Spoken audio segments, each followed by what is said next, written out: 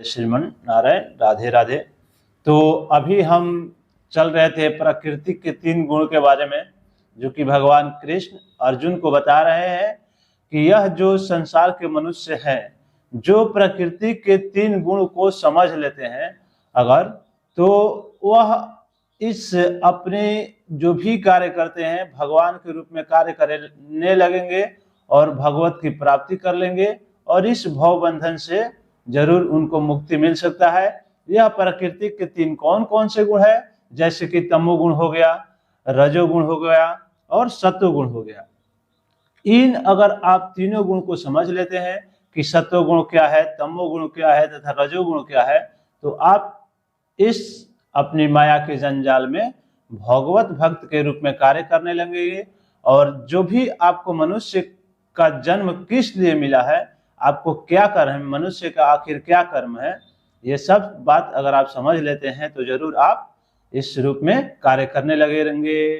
तब भगवान आगे कह रहे हैं अर्जुन से, सत्वम रजतस्तम इति गुणा प्रकृतिक संभवा निबंधन्ति महाबाहो देहे देहि मनावयम। यानी हे अर्जुन, भौतिक प्रकृति के 3 गुण से युक्त है। अभी हमने बताया आपके जो भी यह भौतिक है प्रकृति के 3 गुण से निर्मित है। कौन कौन से गुण है? सत्वगुण, रजोगुण और तमोगुण। हे महाबाहु अर्जुन, जब शाश्वत जीव प्रकृति के संसर्ग में आता है तो यह इन गुणों में बंध जाता है। तो यानी भगवान कह रहे हैं जब भी संसार में कोई आता है तो इस 3 गुण में ही बंध जाता है और 3 गुण में बंधे हुए अपने जीवन को व्यतीत करते हुए शरीर को, जो वस्त्र आपको मिला है शरीर, इस जीवात्मा के रूप में कार्य करने के लिए आप कार्य करते हैं।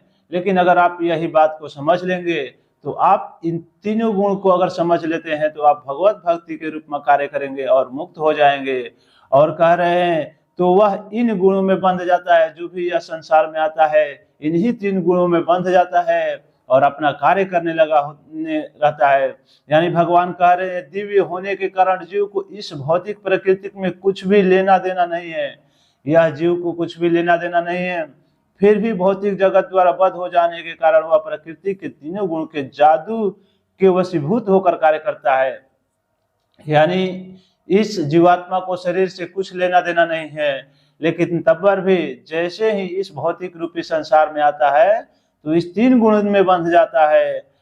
और चूंकि जीव को प्रकृति की विभिन्न अवस्थाओं के अनुसार भिन्न भिन्न प्रकार के शरीर मिले हुए हैं, यानी अभी हमने कुछ बताया कि जो भी है आपको जीवात्मा अनेक प्रकार के शरीर, सभी जो भी जीवात्मा आप शरीर देख रहे हैं, जिस चीज का भी शरीर देख रहे हैं, सभी में जीवात्मा मौजूद है।